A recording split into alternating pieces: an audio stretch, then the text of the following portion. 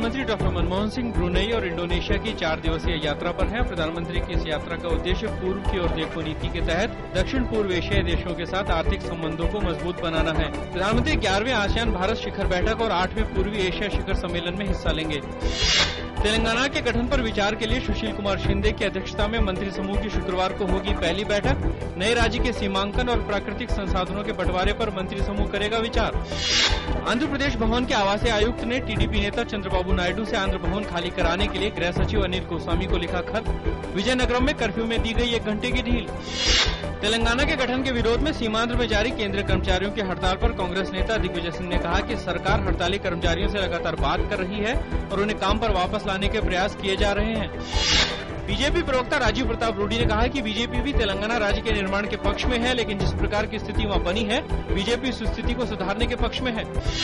कांग्रेस उपाध्यक्ष राहुल गांधी ने आज उत्तर प्रदेश के दौरे पर अलीगढ़ और रामपुर में रैली को संबोधित किया। उन्होंने कहा कि मुजफ्फरनगर के दंगे राजनीतिक स्वार्थ के लिए कराए गए। उन्होंने कहा कि सपा और बसपा के रहते उत्तर प्रदेश का विकास नहीं हो सकता।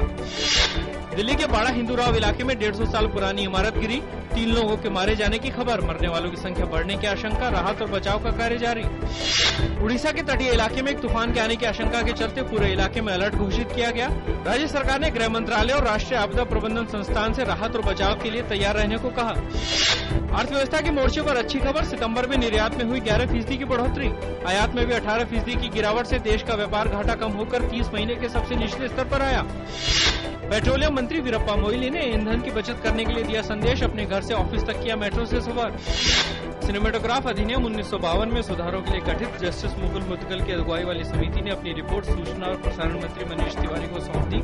यह रिपोर्ट 60 साल से ज्यादा पुराने सिनेमेटोग्राफ अधिनियम में कुछ सुधारों की सिफारिश को लेकर है। राजस्थान के पूर्व मंत्री बाबूलाल नागर के खिलाफ बलात्कार मामले की सीबीआई ने आज जांच शुरू की। बाबूलाल नागर पर 65 वर्षीय महिला के साथ यौन उत्पीड़न का आरोप है। ईरान के साथ पश्चिमी देशों के संबंधों में सुधार की कड़ी में अमेरिका के बाद अब ब्रिटेन भी जुड़ रहा है।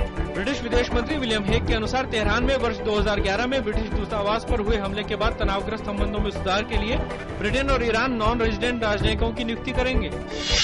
बांग्लादेश की राजधानी ढाका के निकटवर्ती जिले शेरपुर में कपड़े के कारखाने में आग लगने से 9 लोगों की मौत, 50 से अधिक लोग घायल। भारत के पूर्व तेज गेंदबाज वेंकटेश प्रसाद उन 8 लोगों की सूची में शामिल हैं जो श्रीलंका क्रिकेट टीम के मुख्य कोच बनने की दौड़ में हैं। स्थानीय दावेदारों में श्रीलंका के पूर्व कप्तान मरवन अट्टापट्टू, पूर्व सलामी बल्लेबाज रोमेश कालुवितरना और रुवान कल्पके भी शामिल हैं।